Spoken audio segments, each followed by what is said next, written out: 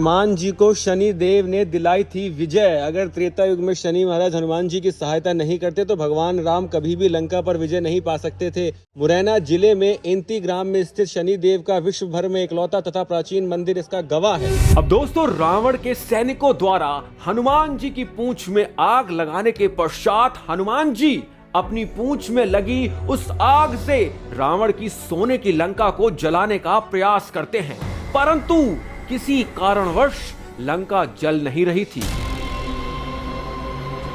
अब हनुमान जी ये देखकर सोच में पड़ जाते हैं कि लंका जल क्यों नहीं रही।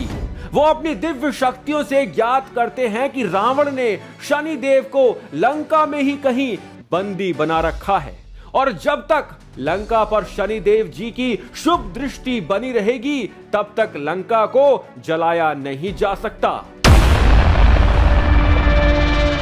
और रावण ने अपने महल के नीचे बने एक तलगृह अर्थात तहखाने में शनि देव जी को बंदी बनाया हुआ था।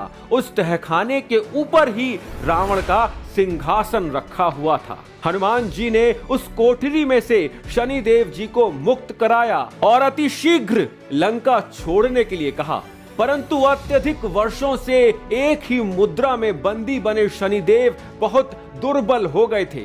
शनि देव जी ने हनुमान जी से निवेदन किया कि रावण की असीमित शक्तियों के उपयोग के कारण वो शीघ्र अपनी दुर्बलता को त्याग नहीं सकते।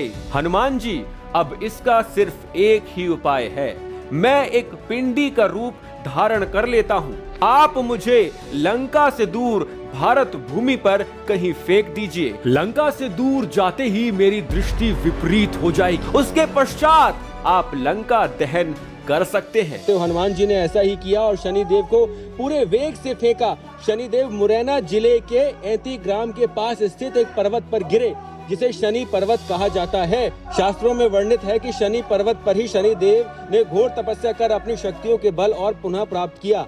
शनि पर्वत पर शनि देव महाराज की प्रतिमा की स्थापना चक्रवर्ती सम्राट विक्रमादित्य ने कराई थी।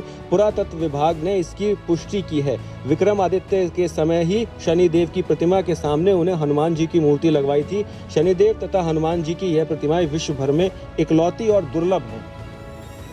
ये है दोस्तों वो स्थान जहाँ पर लंका से हनुमान जी ने शनि देव को वेग से फेंका था जिससे कि वह लंका दहन कर सकें। और शनिदेव इस पहाड़ की चोटी पर, जिसे शनि पर्वत के नाम से जाना जाता है, यहाँ पर आके वो गिरे थे। दोस्तों, आज तो यहाँ शांति है, अधिक भीड़ नहीं है, परंतु शनि जयंती को और शनैश्चरी अमावस्या के दिवस यहाँ इतनी भीड़ होती है भक्तों की कि आपको तिल रखने का स्थान भी नहीं मिलेगा। ये बजरंगबली की प्रतिमा है जिसकी स्थापना बाद में की गई थी। इस स्थान से जुड़े दो और रहस्य हैं जो मैं आपको अब बताने जा रहा हूँ। सबसे पहला रहस्य तो ये है कि ये जो मंदिर है भगवान शनि देव का, ये सबसे प्राचीनतम मंदिर है। यहाँ तक कि शनि शिंगणापुर में जो शिला लगी है भगवान शनि देव की, उसको भी यहीं से ले जाया गया था और वहां पर स्थापित किया गया था, ऐसा कुछ उल्लेख बताते हैं। यहाँ पर ये कुंड बना हुआ है और यहाँ पर जो जल आता है वो गुप्त गंगा से आता है। उस गुप्त गंगा की स्थापना भी भगवान शनि देव ने ही की थी। यहाँ आसपास कोई ऐसा कोई स्थान नहीं है जिससे कि यहाँ पर जल आ सके।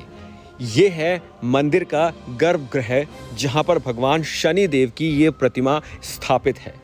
यहाँ पर कुछ लोग ये भी बोलते हैं कि वो शनि देव को यहाँ आके गले लगाते हैं और शनि देव उनके सारे दुख हर लेते हैं। ये भगवान शनि देव की एक अत्यंत दुर्लभ और सुंदर प्रतिमा है। इसको निहारते रहेंगे आप पूरा दिन, आपका मन नहीं भरेगा। परंतु ऐसा क्या विशिष्ट है इस शनि शिला में जो ये भक्तों के रोग दोष हर लेती है?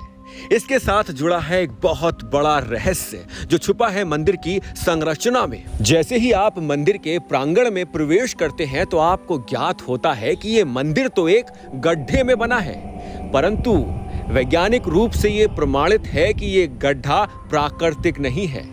इस गड्ढे का निर्माण किसी उल्का पिंड के गिरने से हुआ है। वो भी हजारों वर्ष पूर्व।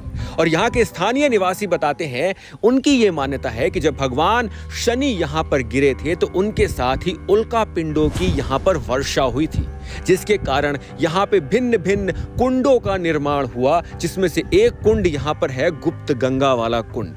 इसी स्थान पर भगवान शनि ने कई वर्षों तक तपस्या करके अपने बल को पुनः जागृत किया था, अर्जित किया था।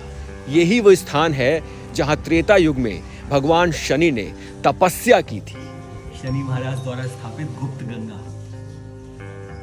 इस कुंड की विशेषता यह है कि ये कुंड कभी भी खाली नहीं होता। बीहड़ क्षेत्र में इस कुंड का होना अपने आप में किसी चमत्कार से कम नहीं। दूसरी बात यह है कि शनि पर्वत दोस्तों एक बिल्कुल ही निर्जन वन में है, अर्थात आज से हजारों वर्ष पूर्व ये क्षेत्र ऐसा क्षेत्र होगा जहां कोई भी आता जाता नहीं होगा। ये मंदिर भक्तों के विचित्र विचित्र अनुभवों के कारण भी चर्चा का विषय बना रहता है।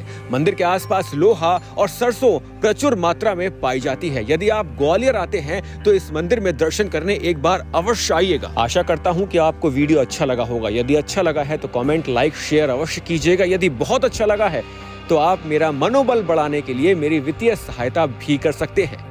ओम शं शनैश्चराय नमः।